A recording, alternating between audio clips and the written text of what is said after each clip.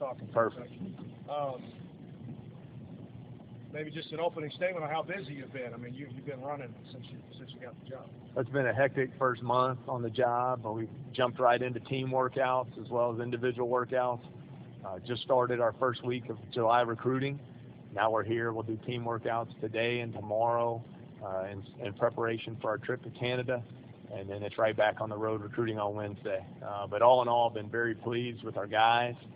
They've worked extremely hard, have really bought into the team concept, and trying to put together 7 new players along with Jonathan Stark, our transfer from Tulane, with the 5 returners, and really start building that team chemistry. So it's been a great first month on the job for me. Any questions? Go ahead and fire away. How exciting is it to kind of get in this first kind of practice setting for you as a head coach? Well, for me, it's been a smooth transition, and it's exciting for me, but it's been smooth just from the standpoint of the players.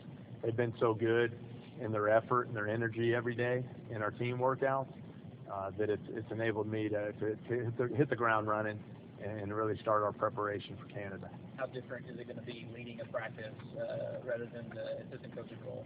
Well, we've done, I guess, 5 or 6 team practices so far, just in the 40 to 45-minute variety. And it's been a lot of fun. You get to make up the practice plan however you want to do it, and that's been a lot of fun. But again, to me, it's keeping things very similar to how we've done it, instilling those defensive principles, and really holding the guys accountable to how we want to play at both ends of the floor. So I'm enjoying it, having the time of my life. Coach, maybe just talk a little bit about the type of competition that you guys are going to face up in Canada here in the next couple of weeks.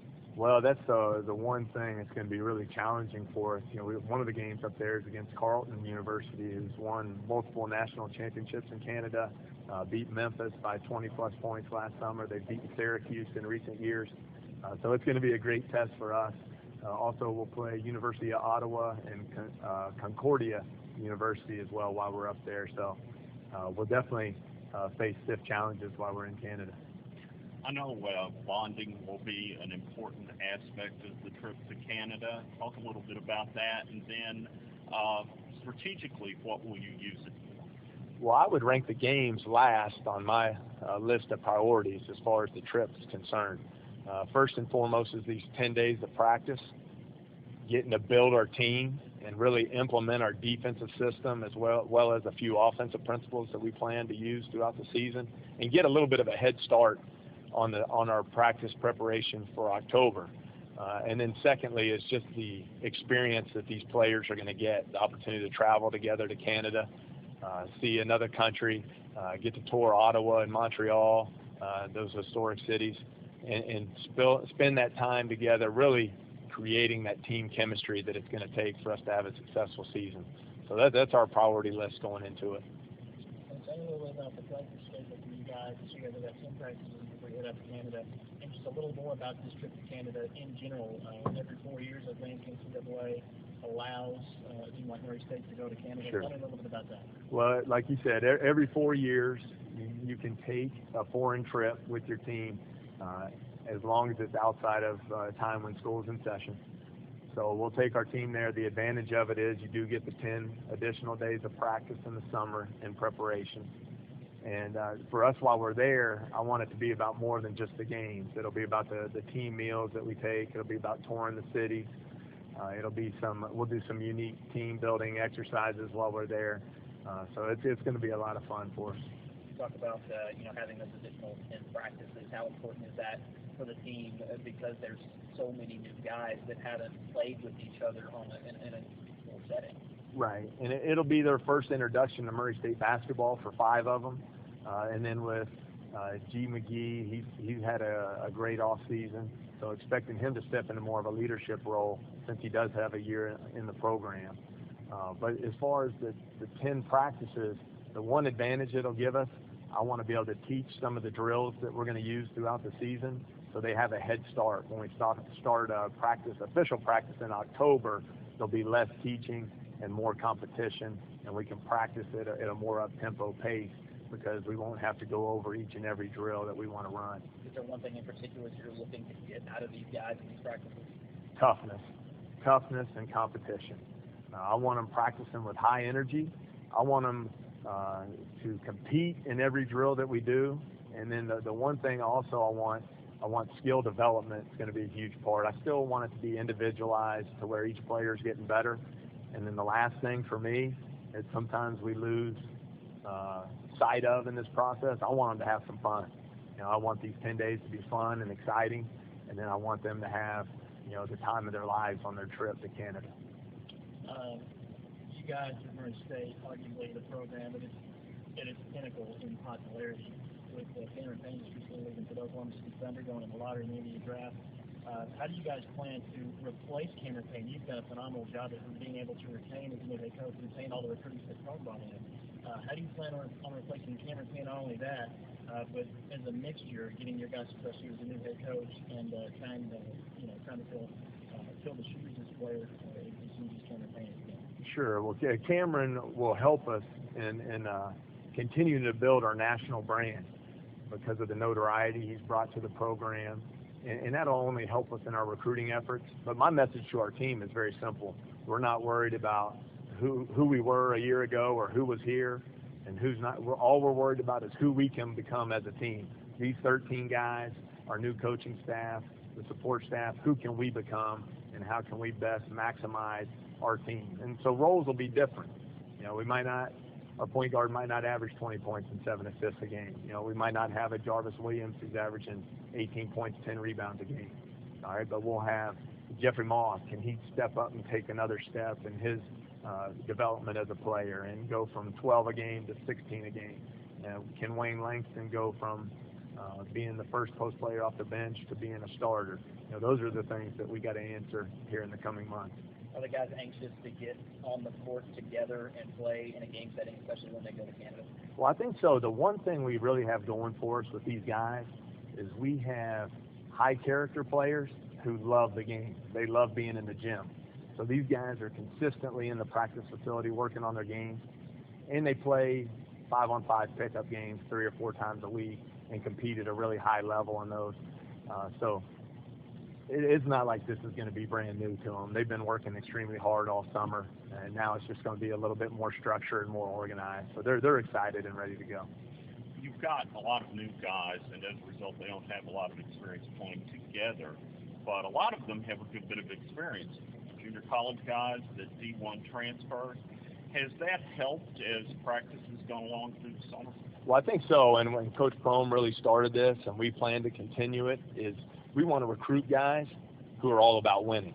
And throughout their careers, they've impacted winning, whether it's on the high school level, junior college.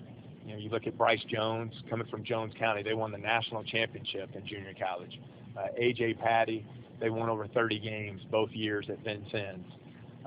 So these guys are coming from winning programs. They're used to winning. They know what it takes. Now they just have to buy in with our guys and continue to do those same things. So that's the exciting thing for me is we have guys who are used to being around winning programs. Coach, you touched on a little bit of these high character guys. Now you've been busy on the recruiting trail. Where have those trails taken you just over the last couple of weeks? I spent my first week in Atlanta, in Augusta, Georgia, and then flew to St. Louis to watch some junior college events there. And really for us, our top priority right now is to find an impact post player who can come in here and have a strong impact on our program right away next season. And then after that, we're really spending a lot of time on the 2017 class because we'll have 5 seniors in that group that we'll have to replace. So trying to get a head start there as well. How was it introducing yourself to those first as the head coach at Murray State? I mean, it feels good to say you're the head coach, but obviously with that comes a lot more responsibility. So it's been fun, and fortunately, we've put together a great staff that does a great job, not only on the recruiting trail, but just as important for me is they do a great job with our current players. And that's where I want them investing a lot of their time, is helping these guys continue their development on and off the court. So very pleased with our coaching staff. They've really helped me to make this a smooth transition so far. What is the one thing which you've probably been instilled an endless amount of good information and advice from Coach Cohen recently state? What is the one thing for you, if you could think of one particular thing that you believe he has instilled in you over the course of the last year as a head coach, you as an assistant, that has made you more apt and more prepared for this head coaching position? Sure. Well, the number one thing I learned from Coach Prohm, it's not an X and O's game. It's about you win with great people, and it's about investing your time and energy to develop those relationships. And that's what our program will continue to be about. It'll be about having great relationships with our players and doing whatever we can to help them become the best players they can be, to help them get their degree from Murray State, and then do a great job in the community, because that's one area we've had a lot of success. And that's why Murray State is what it is, such a great place, because of that unique relationship between the community support and our players. So we'll continue along doing those same three things. Talk about the fun and the exciting aspects of this Canada trip. Like, what is the mood like when the guys come in this trip, since they know it's coming up soon? Well, it's different for them, because usually it's just those dog days of summer. You're grinding them out in the weight room and conditioning and individual workouts, and they're playing pickup games all the time. Now they can see a little bit of light at the end of the tunnel, knowing they're going to have an opportunity to go play 3 real games against really good teams in front of large crowds up in Canada. And so they're excited about that, and I think it helps them have a little more hop in their step as we go through these practices, knowing they get a chance to play here in August. Have there been any further developments as far as the schedule? The schedule is always a work in progress here. We're making some progress. We have added the game at the University of Georgia, and we'll play that before we go to Florida. It'll be a part of that trip to play in the Gulf Coast Showcase. And then we've added our home game with Evansville the first Saturday in December, which has turned into a great series for us. And we still have a couple more slots we're looking to fill that'll be ongoing throughout the month of July, hopefully not into August. Any update on Croker? DeMarcus Croker, still wait and see. We're hoping to find something out as early as this week. Still hoping for the best, but not getting our hopes too high. So we'll see how it all turns out this week. I know he's anxious. If that doesn't come through, I assume his original eligibility will be right around Christmas time. Right. He would, assuming all goes well this fall, he would be eligible for our December 13th game at Illinois State on the road, and that would be his first game he could participate with. But he'll be able to practice the whole way through, so he'll be ready to go. Be the same situation T.J. Sapp was in a year and a half ago. December 13th at Illinois State. All right, thank you, Coach. All right. Thank you all. Appreciate it.